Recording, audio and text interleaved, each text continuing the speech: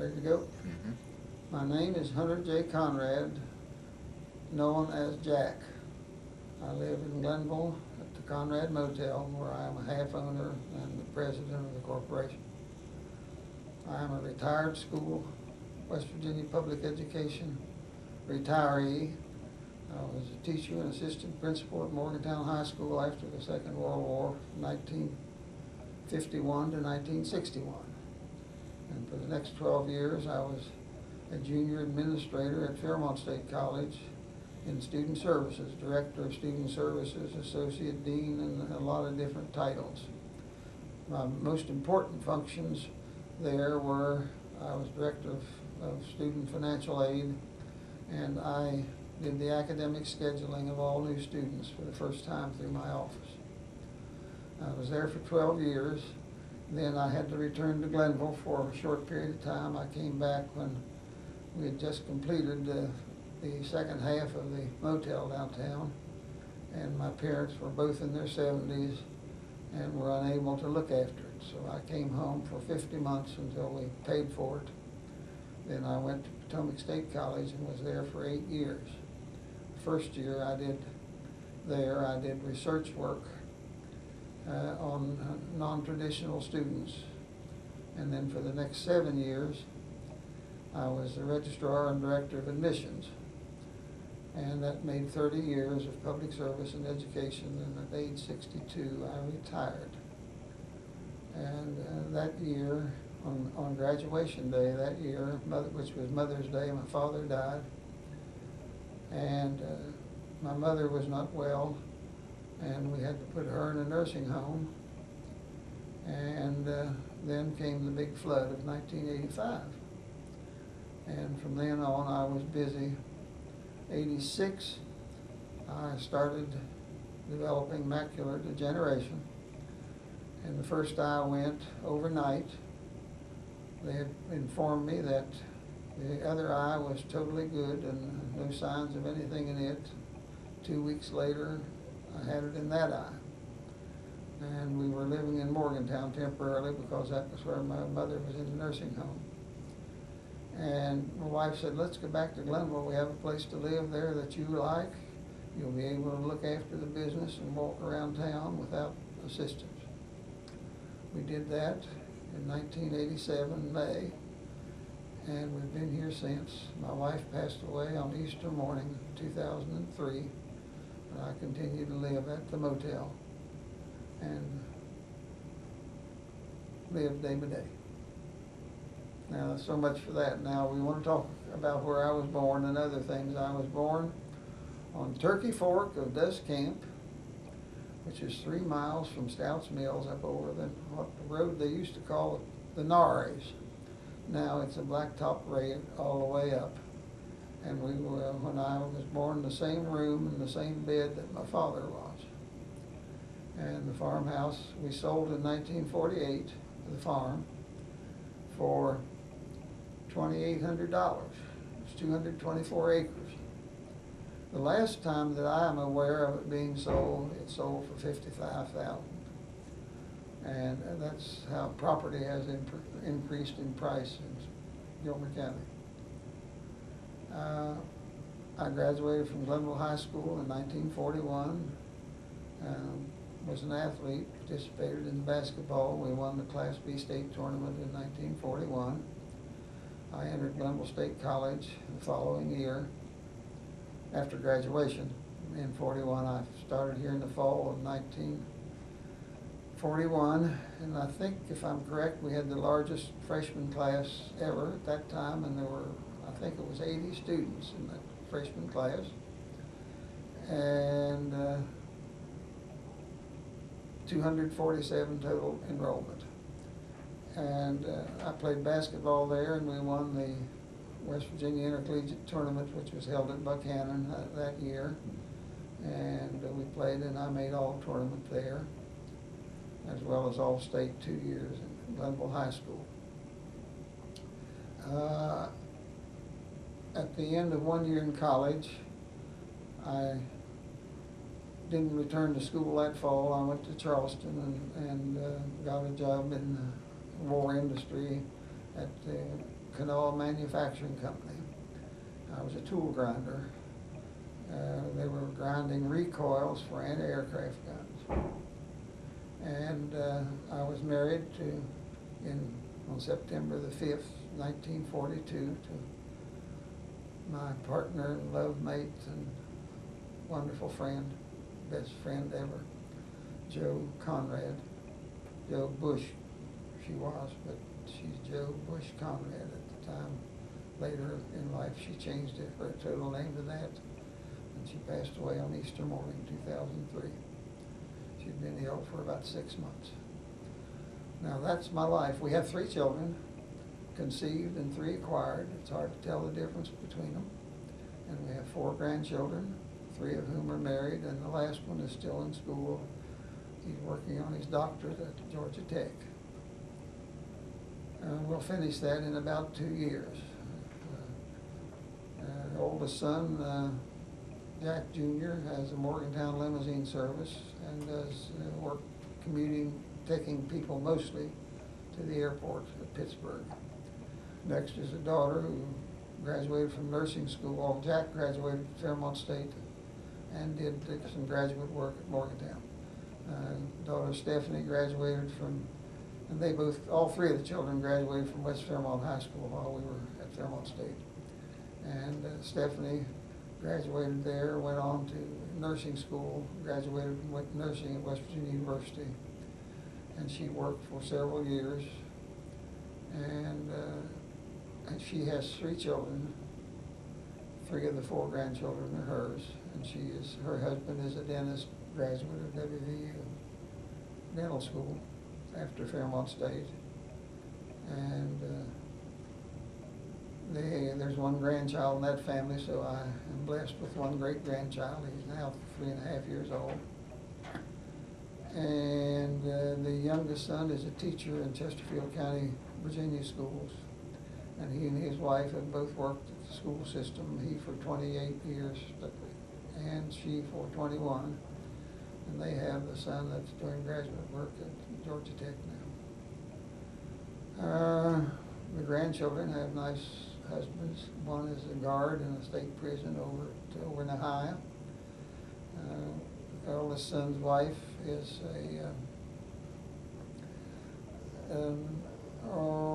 I guess you'd call her administrative assistant to the dean, the head of the radiology.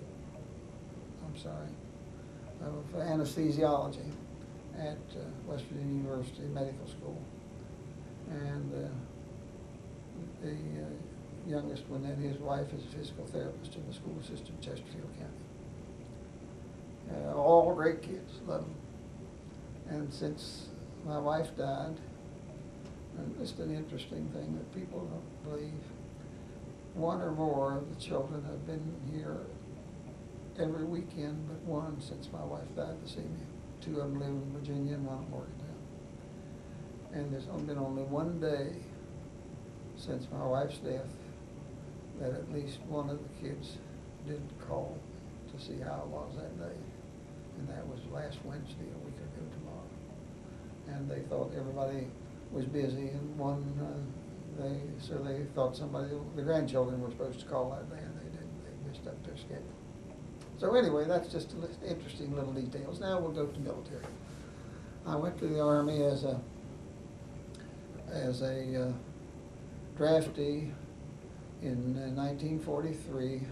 I think we went to the end of March because we were at the assignment area over in Ohio on Easter morning. And my best friend, who graduated from Glenville State that year, was being married on the Sunday I was there, and they wouldn't let me have an excuse to go see him 40 miles away. I was going to the wedding, but they wouldn't let me go. From there, I went out as a trainee in the Army, and it was in a group called BIRTC, Basic Infantry Replacement Training Center. And we got the 13 weeks of basic disciplinary and some limited military training.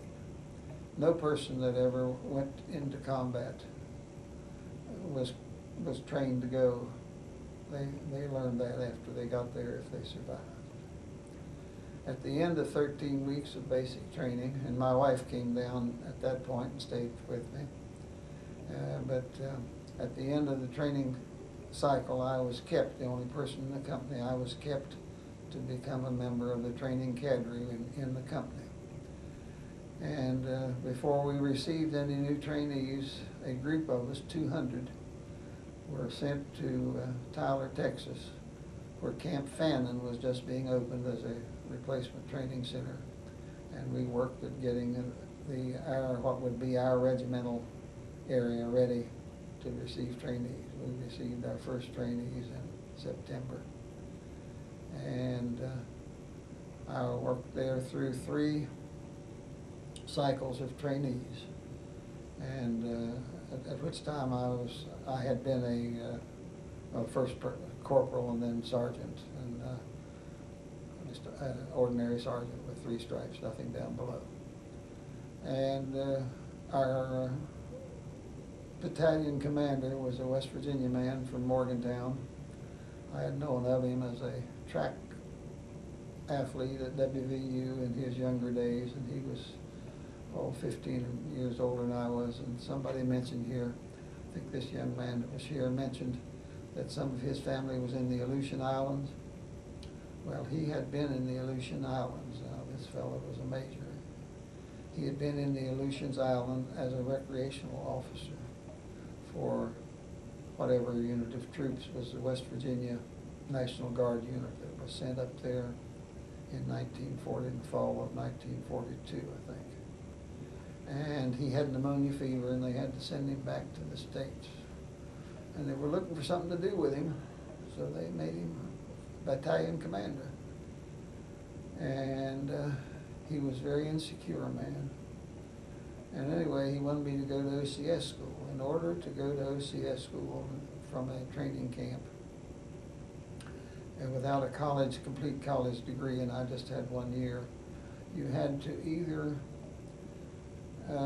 you had to make a minimum score on the AGCT, the Army General Classifications Test, of a minimum of 110. And the interesting thing, that score had to be a minimum of 125 to be on the training cadre as a non-commissioned officer. So anyway, you were waiting your call to go to the Infantry Officers Training School at Fort Benning, Georgia. I didn't want to go. My wife was with me. The first time my call came up, I talked to my company commander, and he got it postponed. And the second time I talked to him, and he said, well, now this time you'll have to go see Major. So I asked him for it, and he told me no, that it was an honor to be a second lieutenant in the infantry in the Army, because that was the most highest percentage of any group killed was second lieutenants, green ones. They didn't know anything about it, even though they'd been trained. And so that time when it came up, I explained when I went for the physical exam, I had some scars on my leg. There's your young lady, I bet you hi. And I explained to him that I didn't want to be an officer in the infantry. So he looked at the scars on my leg and he said, "Oh, skin ulcers due to varicose veins." So I didn't have to go to camp. He rejected me on physical reasons. Well, I went back and the major got the word of this. He screamed and carried on at me and said I was a disgrace to the Army. And I said, "Sir, I'd rather go to Bougainville today than be a second lieutenant in the infantry." I was on shipping orders the next day to go overseas. And I was shipped as a replacement to Europe. And that was in August of 1943. 1944. No, it couldn't have been that. It had to be earlier than that. Sometime earlier than that, in June, I believe, or July of 44. And I was sent over, and within a week I was sent to the 79th Infantry Division as a replacement. And they were in battle. They'd been on the line for almost 100 days at that time. And the company was depleted that I was in was depleted almost 50% at that time. So that would have been a little over 100 left out of what was there when they started that activity. And I went in as a replacement, and in 1 week I was wounded twice, the first time minor, the second time serious. And from there, from the basic sick quarters of the battalion, then you went back to field hospital, and they kept you there till they had a place in a regular, more organized hospital, a permanent base. So I was sent from there to Dijon, France, where there was a big hospital, and I was there for 94 days. And at the time, that was October the something like the 19th and the 24th was the 2 times I was injured, wounded. And I was in that hospital at Dijon for 94 days, and I was there at the time of the Battle of the Bulge. An order came down that everyone who could walk was to be sent back to duty to their unit. And our doctor was a member of a medical team that was organized by the University of Michigan Medical School. They'd been overseas through Africa, Italy, southern France, and were still there. They'd been overseas for 2.5 years. And he said, "You're not able to go back to duty. You can't even walk the end of this room." He said, "I will send you to Paris, and they'll send you on for more training, more treatment." So they put tags on you, just like you do a child. If you send them on the bus, you know, you put a tag that tells everybody where they're to go and what's to happen. Well, that's the way they did to us. And they sent us to Pittsburgh, and the doctor wrote on my tag, "Soldier will require prolonged treatment and evaluation prior to final disposition." Well, there was a doctor that was there that checked you and determined where you'd go for your further treatment or what was supposed to happen to you. So he had an entourage of nurses with him, or at least females. He was a cocky fellow. He was showing off. So he just looked at me and he said, "Send me back to duty." So they sent me to what was called a Repel depot. That was a replacement depot. And you went there and you had a couple of weeks, a week or 10 days or something of convalescent, marching, and maybe some, I don't know whether you had any shooting practice or not again or not. But you went back there. Well, their doctor there looked at that sign and read it, and he said, "Well, that blankety blankety blank." Said, "He's showing off again." He said, "I'm going to send you back to Paris, and you're going home probably." So he sent me back to Paris, and that time I saw another doctor, and they sent me from there to England. I was there for 2 or 3 weeks, and I was sent back to the States on a small, what had been a small cruise ship. They probably went all the way across the ocean, but it was called the Rosemary or something like that. Anyway, we were 13 days coming back. And we got back on March the 6th. March the 6th was my mother's birthday. It was also the day that the American forces, including my division, crossed the Rhine River in mass and went on to Germany without stopping. And but I got back in the States on the 6th, my mother's birthday, and crossed the Rhine the same day. And they gave us, we got into a great big room, bigger than the basketball field house up here. If you take the seats out, the room was bigger than that. And around 3 walls, there was nothing but line of telephone booths. And on the other side was 2 doorways, one to go in and one to go out. And you got a number when you went in, and your number was called, and you went up to an operator. And they took the call you wanted to make, and you got 5 minutes of talking free. So I called my wife, listened to our little boy. He jabbered to me. He was, I don't know, 8 months old at that time, so he jabbered on the phone a little bit. My wife cried, and I cried, and then they cut us off 5 minutes. But you could also, at that time, you could get back in line, and if you wanted to reverse charges, you could make another call to your parents or somebody else. So I got back in line, and I got to call my mother and wish her happy birthday. And this hospital was located out on along, I forget what you call it now, out of New York City. And I was sent from there to a hospital in Richmond, Virginia, McGuire General Hospital. And they performed an additional surgery. That was the 5th surgery I'd had.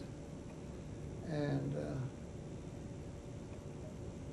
they performed another surgery as soon as they took the stitches out. Then I got, well, you got a 30-day convalescent leave before you had the surgery. Then I went back, and after the surgery, then I got a 90-day convalescent leave. And then went back, and they checked you all over, and then you got your medical discharge from service. And I got that on the 20th day of October, 1945. And they told me when I got out of service, I had shrapnel in my back, and I had a nerve damage in left leg. And they told me that I should get a job sitting down, or I'd be in a wheelchair the rest of my life. Well, instead of doing that, I came back to Glenville and went to work in the family restaurant. And I was working maybe 12, 16 hours a day. And I stayed there for about 3 years, and I was just worn out. And the doctor told me, now it's time to either get in that chair and sit down and rest, or you will be in a wheelchair the rest of your life. So I came back to school. January 1949, I came back to Glenville after the 1 year I'd had, and I spent a year and a half and 2 summers. And I still needed 10 hours. So I went to Morgantown and started on my master's degree. And the 10 hours I got credit for, sent it back here to complete my degree here. And then I took it in work. I wanted to do guidance, so I took it all in classes for the master's degree in guidance. So it counted both ways. And I went full-time to school 1 year, and then I started a teaching job at Morgantown High School. And became assistant principal and went on from there, which I've already said. Now, what can I tell you? All right, Jack. When Pearl Harbor was bombed, how were you alerted to it, and what were your feelings about it? I think that it was on a Sunday when we got the word here in Glenville. I was in school, and my girl, later my wife, and I, and 2 special friends, Bob Armstrong and Saul Levin. They were both, well, Bob was graduated that year and Saul the next, but their girls were back home, and mine, I was fortunate mine was here. So usually on Sunday they went to the movies with us, and we came out, we got the word, and we came out of the movie house that afternoon. And it was just like somebody had poured a bucket of cement down your throat. That's just the way you felt in your stomach. The realization that we were in it. So at this time, did you feel like the U.S. was going to get involved? Oh, well. We were automatically involved, yeah. Well, indirectly, yeah, but not Yeah. officially in terms of declaring war, but we had been in for a long time. The next day. And the next day, then, it became official. And President Roosevelt was probably, was a great leader. He just absolutely inspired people. And he made a speech not long after that, and you've heard that speech, parts of it many, many times, I'm sure. But over the radio, people sat there and listened, and his fireside chats, what they called them. And he said, the only thing we have to fear is fear itself. And he said it in that voice. And I would imagine that half the people in the United States that heard that were in tears. And he inspired you to do that. Now that speech was his before we got in the war, I think, or about the same time. But you heard it, but we knew that we had to be in it because we'd already started the draft. And one of the greatest things that helped us get through that war and be ready for it was the fact that for some years before we had had what they called the CCC, Civilian Conservation Corps. And in that, young men could go join for up to 2 years, if I remember right. And this was people that didn't have jobs and had families, parents back home. They were basically unmarried, supposed to be. And they got $30 a month. $25 of it they sent home to the parents, and $5 they got to spend. And there are camps all over the state here in West Virginia, and you can drive along the road and still see where in mass, great big numbers of trees that look just alike and real close together. Those were trees that were planted. And we've had probably the first cutting of the timber out of most of that stuff now. And the state park system was started in West Virginia. Cabins built, log cabins, the trees were cut, and cabins were built back at that time. In fact, we started going to the state park in 1952 as family. We went and lived and had a great big cabin in Watoga, starting in 1952. We were there 22 years as our kids were growing up. But everyone knew that we would be in it formally. And of course, many historians claimed, and it's in the older books, that maybe even the president knew that we were going to be attacked. We just did not know where. And maybe sat back and let us take that hard hit for psychological purposes. Who knows? That was charges brought by opposing politicians, probably more than anybody else. No one will ever know the truth about that. We'll never know the truth. No way we can ever find it, I don't think. Although, you know, we found letters that Abe Lincoln and George Washington wrote that this being discovered for the first time, so we may find some notes sometime that tell us a lot more than we know now. There was a reason for skepticism, though. Oh, yeah, absolutely, yeah. But he was a great president. And I could fit you in a little politics. I'm not going to go out and make speeches for George Bush. But I've heard a lot of people in the college systems talk about that, just friends that I know over the state and campuses. And people that have much formal education, more than I do, and so on, that say that George Bush is even, the way he handled the 9/11 thing, the calm, cool, self-confident approach that he took, and the image he created after the 9/11 that gave us courage and inspired us, that maybe his opponent in that election might not have been able to do. Who knows? It was good speculation. It was good politics. Yeah, I thought he took a proper stand myself.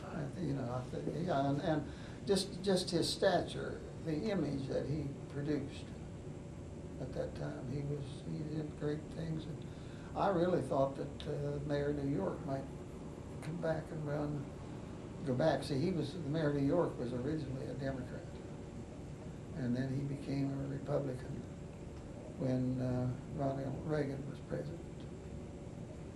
And was Mayor of New York as a Republican, but I thought maybe he might turn back to Democrat and run for president on the Democratic ticket. He made the streets safer in New York. Yes, he did. Yeah. A lot of the good things happened there. I know we talked about the Bill of Rights. Could we say something about the unemployment compensation, the 5220 Club that got the nickname? 5220 Club, that meant that every person coming out of the military who'd served as much as 1 year with an honorable discharge, unless for reasons for medical they were unable to continue past up to the 1 year, were entitled to 52 weeks of the equivalent of unemployment compensation at $20 a week. You didn't have to try to find a job. If somebody walked up and offered you one, you didn't have to take it. And a lot of the people did it. But now a lot of people also took that for the first year of going to college and didn't apply for their veterans education bill, education bill. till they used that 52 weeks. So that gave them an extra year to make some money on that.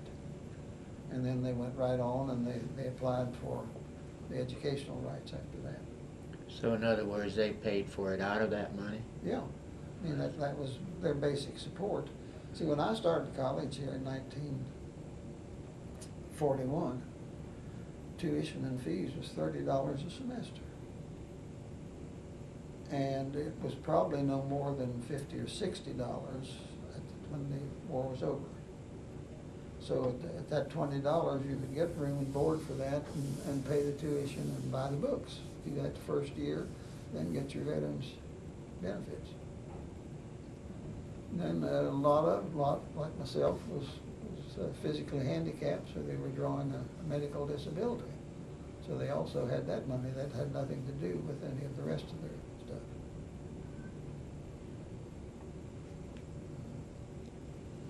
But that 5220 did a lot, but it made it very difficult for a lot of people in very small businesses to get people to work, and particularly work on the farms. You couldn't pay somebody to cut filth or pitch hay or plow the garden or anything like that for $5 a day. So a lot of small business people just couldn't make it because they couldn't get anyone to work. And by that time, the minimum wage was starting to increase some.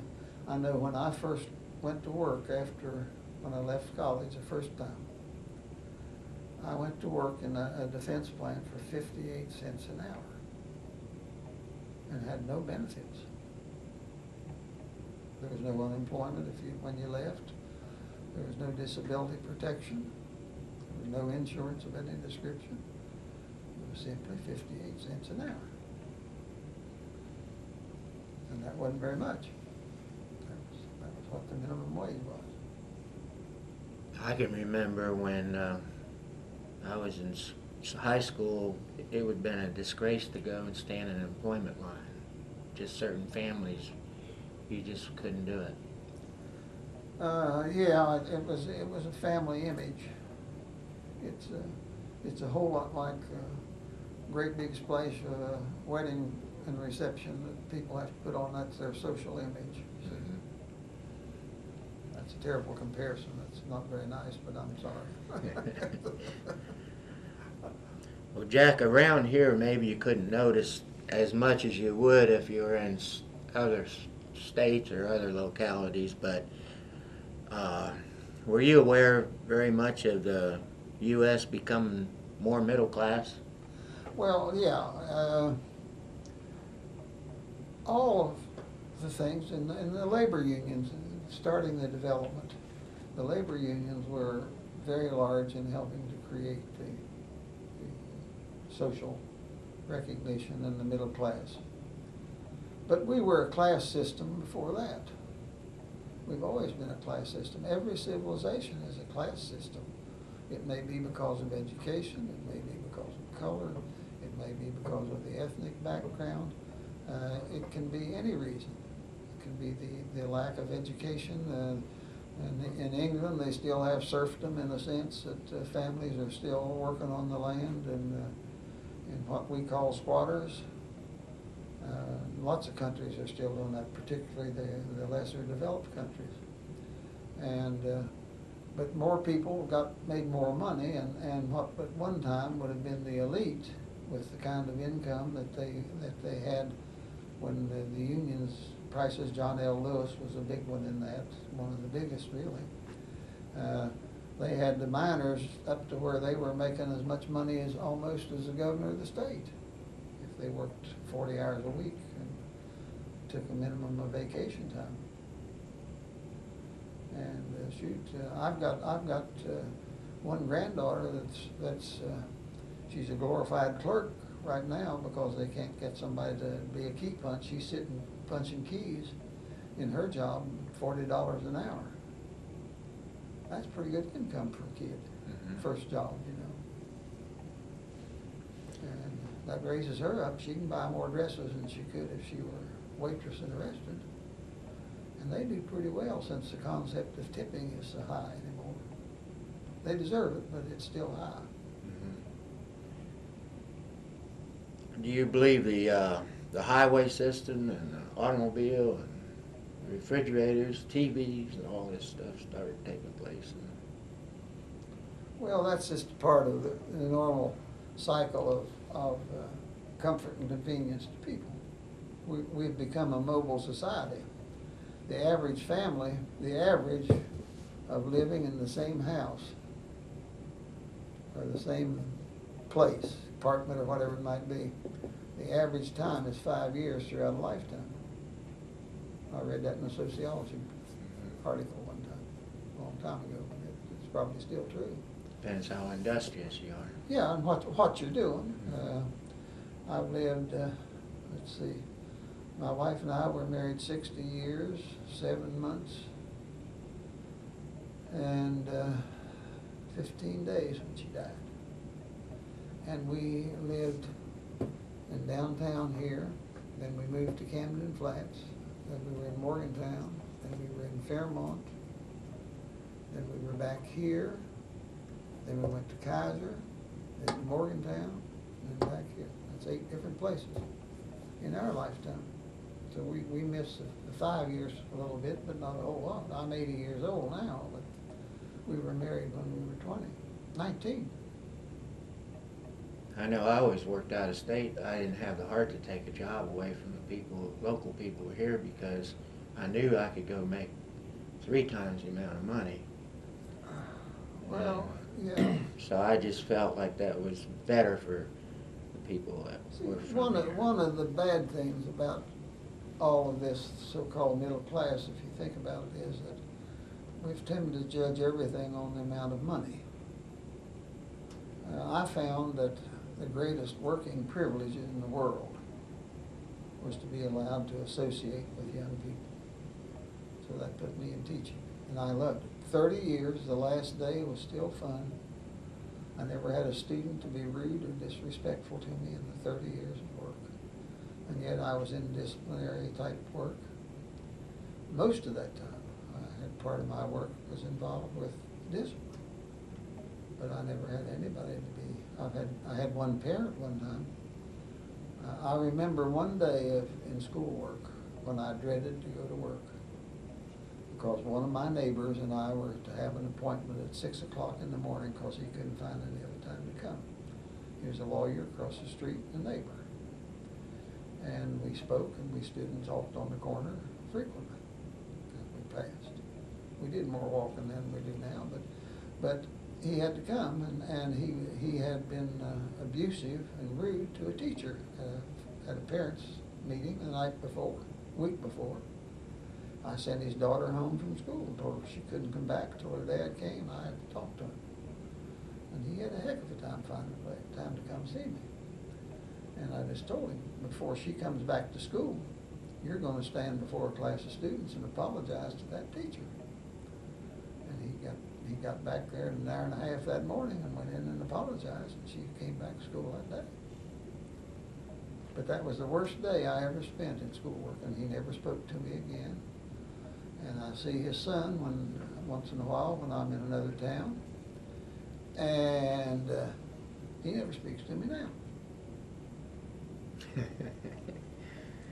But Hold a grudge forever, huh? that's right. That's right. That girl even got in college. She was a slow learner, and she went to summer school, and that way she graduated from high school, and the family wanted her to get to college and get in a sorority. Well, she got in Wesleyan College when she finished school. This was in her 9th grade, and she went to summer school every summer, and she took all of her math there and most of her English in summer school, and that's the way she was able to graduate. And she went to Wesleyan College, and that year was the fall of 1955. She lasted 1 semester, but she got to be a pledge in a sorority. And she wears that sorority to the hilt to this day. So that's rewarding, isn't it? Yeah, sure is. Yeah, We only have a few minutes left. Could we jump to, well, just talk about the commissary and cigarette smoking and... Well, when I went to service in the PXs, we called them, a pack of cigarettes was a nickel, and anybody that didn't smoke usually started. And the majority of people also started to drink beer if they hadn't before. And there was much of excessive drinking in the nights and the evenings after, when you go to the PX after training, you'd be hot, particularly in hot weather, it'd be hot and you'd be tired, and they drank. I never did, but it did. I've never tasted beer in my life, nor whiskey. There were times that they were threatened they were going to hold me and pour it down the throat, but nobody ever did. The commissary prices were good. I know there was a fellow from here in Glenville, we did basic training together, a fellow named Bill Griffith. He lived in Florida, and then he's been back here sometime, but he went back to Florida this year for the winter. And he has a home there, and his daughter is ill, so he went down, and he and his wife had been down there but they'll be back in the spring to live here. They like it here rather than Florida. And anyway, we were in basic training together, and we lived in the same hut. The hut was about as big as the space between these two walls, and there were 5 of us in that hut. And it had no windows. It was prop-ups outside with sticks to hold the sides up, and then there was a screen around you. And in the winter, you dropped them down, and it didn't rain or snow on you, but you got all the cold air. And they had pot-bellied stoves in them.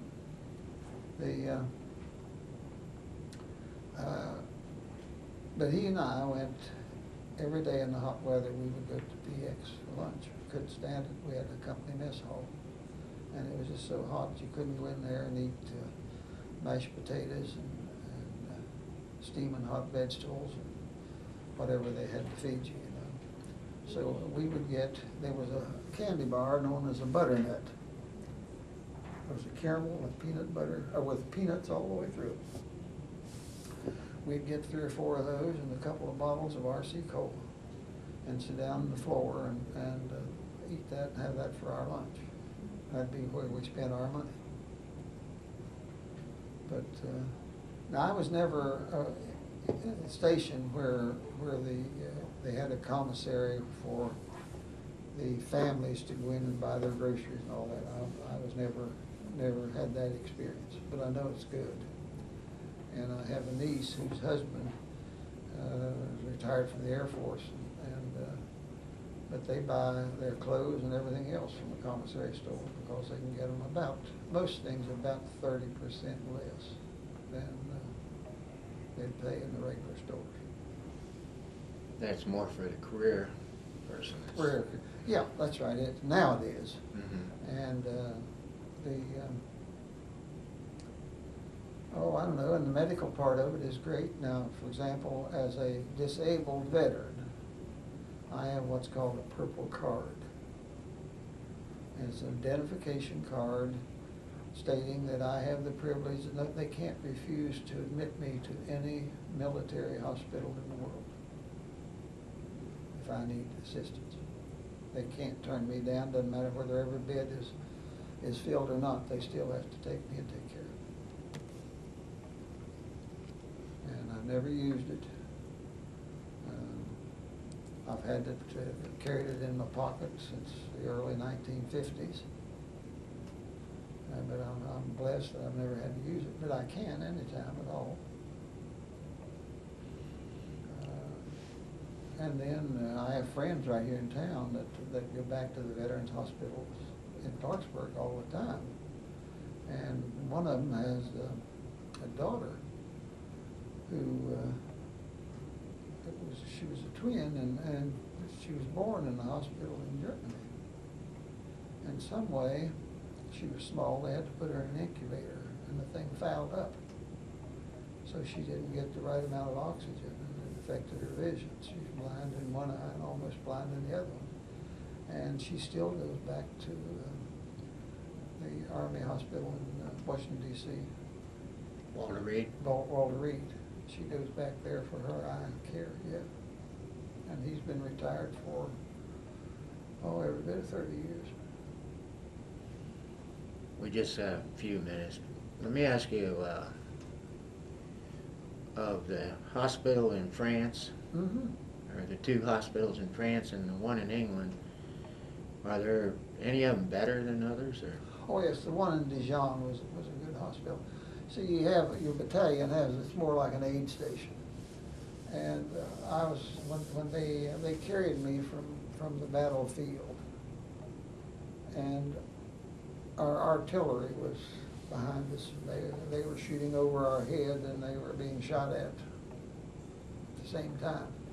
But when I had basic training in Little Rock, Arkansas, there was a group of medics being trained. Shoot, they didn't do anything, and everybody made fun of them. You know, they thought it was a joke that they were, because they didn't have any discipline, they didn't seem to, didn't have any training, didn't seem to, never raised a sweat and all that kind of stuff. But when you got over there and you needed them, they were wonderful people. But a group of 4 of them carried me out on a litter during an artillery barrage. And they'd hear one coming, you can hear the artillery coming in, you can tell whether it's coming in or going out, and you can tell when it's close to you or far away. And they would lay me down and they'd cover me with their bodies until they got me out. Well, they took me first to a field hospital, and it wasn't even on level ground. And when I woke up there, I was on a folding cot, and there was an army blanket on it. I discovered after 2 or 3 days on it that there was just an army blanket on top of it. I was there, didn't have a stitch of clothing on, and I had another army blanket on top of it. I had a splint all the way down the whole left side, and I hurt from rib damage where metal had gone into my side up there, and the lung cavity was damaged, and miracle it didn't hit the liver or the kidneys or anything like that. It was just somebody up there taking care of me, because I didn't have any right to survive all that. And for then, they took me from there to Dijon, and that's where these great doctors that come from Michigan, through the medical school of Michigan, they were in their early 40s, I expect, age-wise. And but they were just wonderful doctors, and they were right in there with us all the time. And several times I heard after surgeries, when they were neurological surgeons, head injuries, spinal injuries, and all, and they'd come in and sit there and cry and write letters to the parents after somebody died. You know, we just couldn't save them, things of that nature. Nothing we could do for them. And how important and what great heroes they were and all, you know. But I've seen the doctors just sit there and the tears run down their face. And just, everybody was glad it wasn't you they were talking about. But Dijon was a good hospital. And I often wondered, in fact, I debated one time whether or not to go up to Michigan to see him, because I've always had trouble with my leg and my back too, and then smoked on top of it and have emphysema. And but my legs, I still have a lot of trouble with the legs. But I thought about going up to see them again, one of them, but I never did go. Found a good doctor here. I'd like to have seen them in private practice, because I bet they've been great people. It wasn't like 4077, I'll tell you that. That field hospital that Hawkeye was in wasn't like a real field hospital. Did you watch that show? Once in a while, not very often. It was comical. It was comical. I probably have seen more of it in reruns than I did on the initial showing. I know I was one of those who believed that television would destroy education when it first came out. And our oldest son was in the 6th grade before we had a television set. And we had very limited time that anybody could watch it except Daddy. And I didn't watch it because I felt guilty if I turned it on, and if there was something they had better watch. But through dinner every evening, we watched, we listened on the radio to The Phantom. Who knows what evil lurks in the hearts of man? The Phantom knows. You remember that program? Oh yeah, we used to sit around. The radio was the main thing before television. Yeah, that's right. See. In movie theaters, Yeah, but no TV. yeah. Yeah, I never bought a TV. Well, we got our first one in 1956. And I was ashamed about it, but we got it. And the kids survived, and they all got through college, and they're happy in their work, and got good families, and their kids have all graduated. I have down home, where I started years ago saving coffee mugs from the schools, colleges, and universities that any member of the family attended. And this year for Christmas, they got us what you get, a little thing that you set trinkets in to look at. It's about that wide and about that deep and about yay tall. It's got 4 or 5 shelves in it, and I have it full of coffee mugs. Where starting with Joe and myself, where we went to college, and we have mugs for everything. From Glenville to Fairmont to West Virginia University to University of Virginia, Virginia Commonwealth University, University of Berkeley, California, is a granddaughter-in-law, Wake Forest,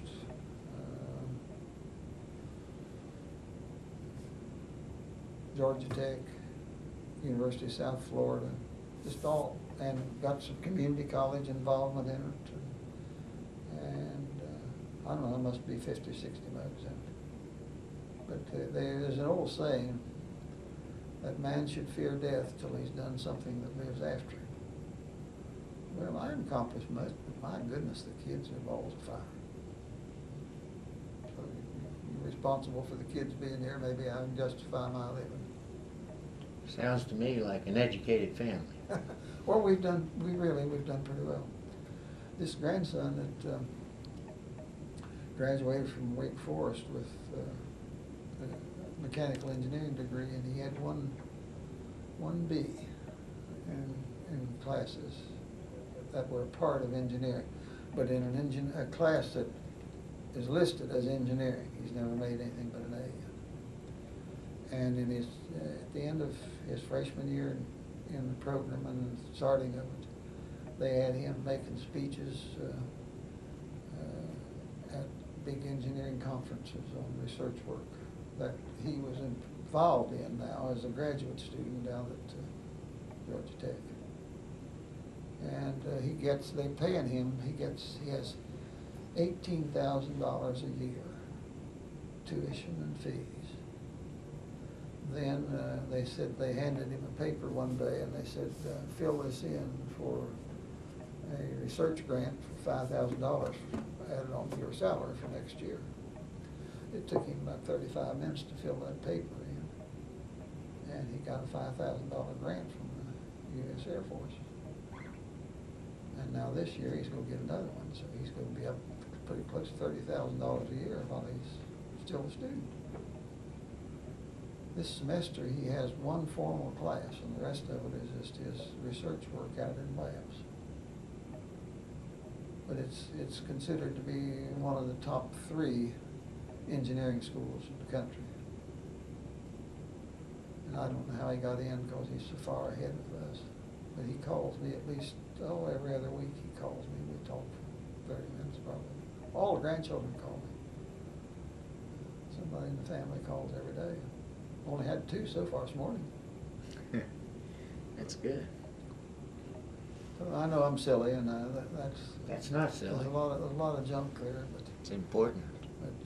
one of the greatest threats to life in the United States is the breakup of the family, and that's a serious thing. When you think that 50% of marriages are ending in divorce, the numbers of children from broken homes trying to survive and don't have a chance. I believe all my brothers each picked a state to live in. Well, Different one. I know when I first started teaching, you get calls, particularly from Florida. They want to hire you, sight unseen, at twice what you were making here in West Virginia. And I was arrogant enough to say, you get your teachers in Florida, hell, that's where you live. we want to keep ours in West Virginia. But one year from one high school in West Virginia, there were 11 teachers went to Florida, to the same county school system in Florida for the next school year. 11 teachers out of the high school faculty. I was from down in Kanawha County. And they rated us like that for a long, long time. This school, by the way, at one time had the reputation of being the best, one of the best teacher education institutions in the eastern part of the United States. And two fellows from here were in Alabama, and that's where they were separated from service, and they wanted to go ahead and start their graduate work. And they applied over to the University of Alabama, and they sent for their transcripts. And here it's time for class, and the transcripts hadn't arrived. So the admissions man said it wasn't that big as it was now, so you got the attention of people. And they inquired of them separately, "Oh, where did you do your undergraduate work?" And they said, "Glenville, West Virginia." "Oh, hell," said, "we don't care about where you got your transcript or not. We know that's a good school." Those two men, one of them got his doctorate and worked for the U.S. Department of Education for 30 years. And the other one was a federal judge on the bench over at Clarksburg. But now that was the way things worked. This school was respected, and it still is.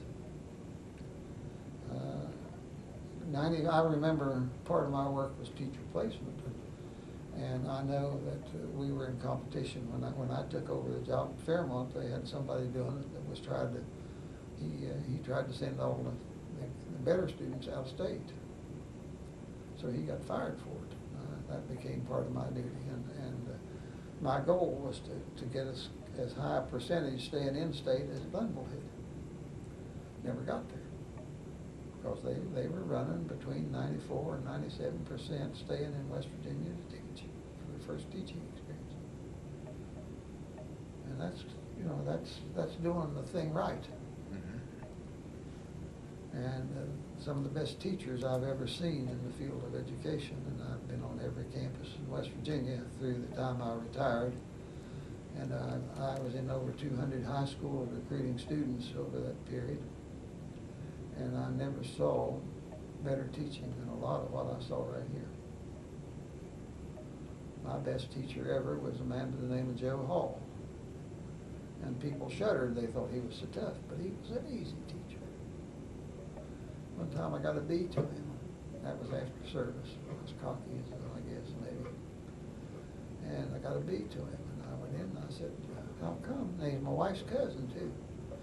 I said, "How come I got a B in this class?" He said, "Because you didn't own the textbook." I said, "Didn't need one. Just listen to you, and you get everything that's going to be on your test."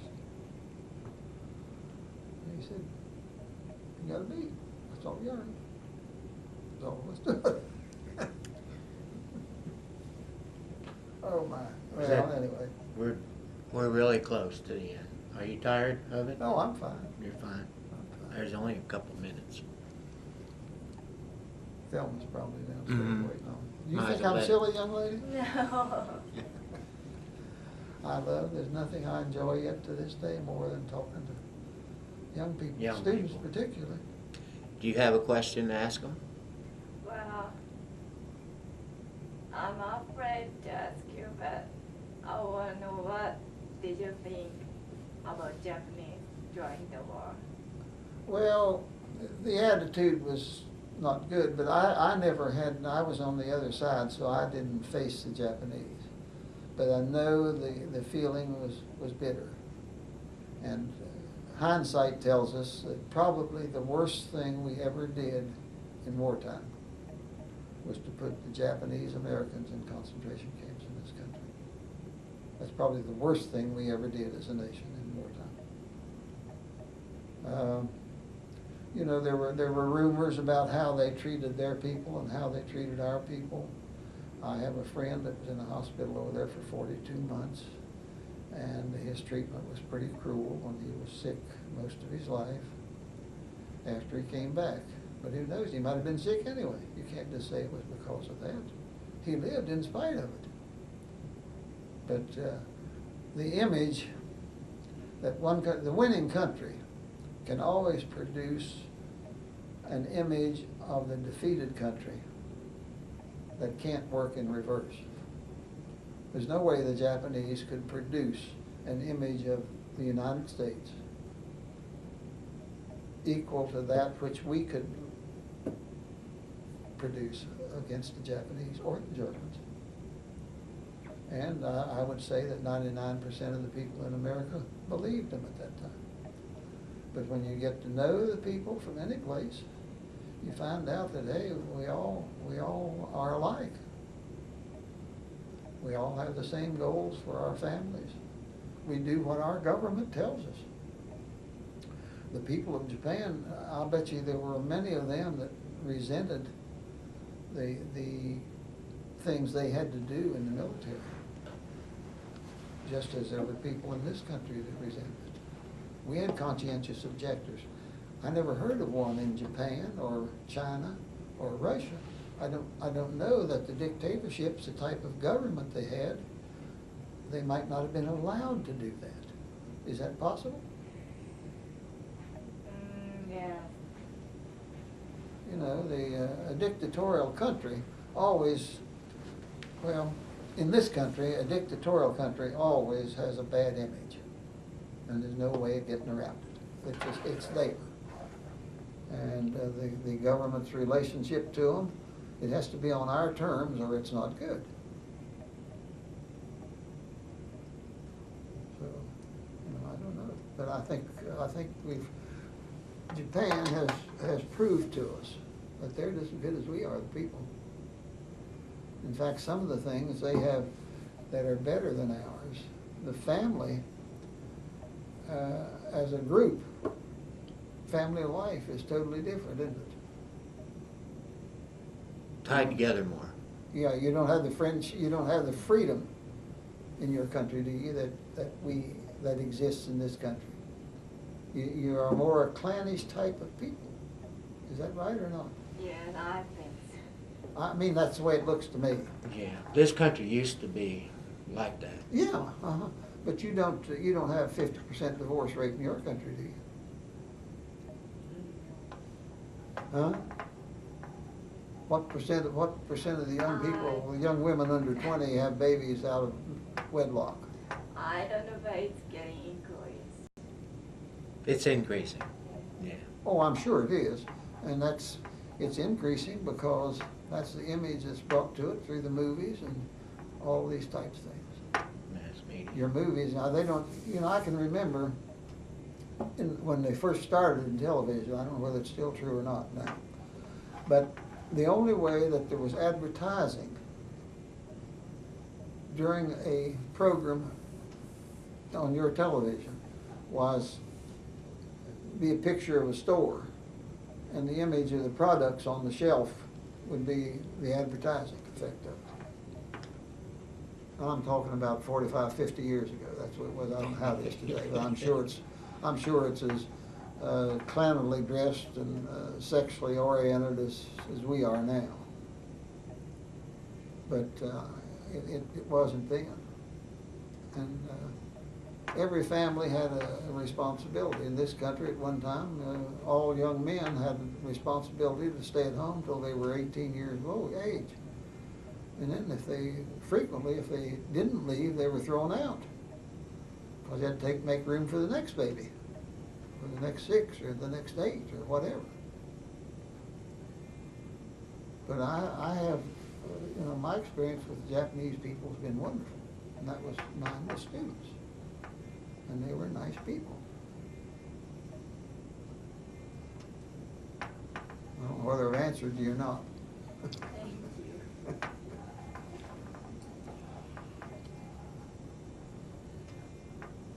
I don't see enough teaching in West Virginia colleges, except in the graduate programs,